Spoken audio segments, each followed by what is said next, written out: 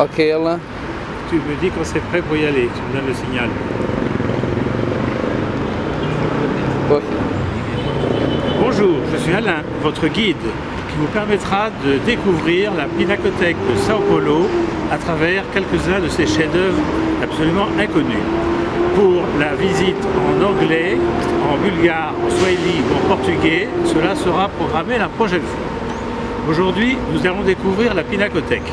Cette Pinacothèque a été, contrairement à certaines idées reçues, non pas construite par l'architecte brésilien Oscar Niemeyer, mais par Ramos de Azevedo, qui était un professeur d'art appliqué, un architecte ici à Sao Paulo à la fin du 19e siècle.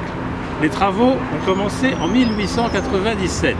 Ils ont duré 8 ans, de façon à ce que cette pinacothèque que nous découvrons ici derrière moi puisse être inaugurée le 14 novembre 1905, en présence des autorités, de l'archevêque et surtout du poète mécène Freytag Valle, qui a beaucoup contribué à l'établissement de cette création, de cette institution.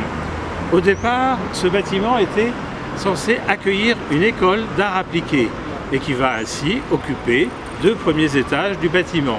C'est seulement dans les années 1920 que la totalité du bâtiment sera réservée à l'exposition de la collection de la Pinacothèque, dont le projet que nous allons découvrir est de conserver des œuvres brésiliennes du 19e et du 20e siècle.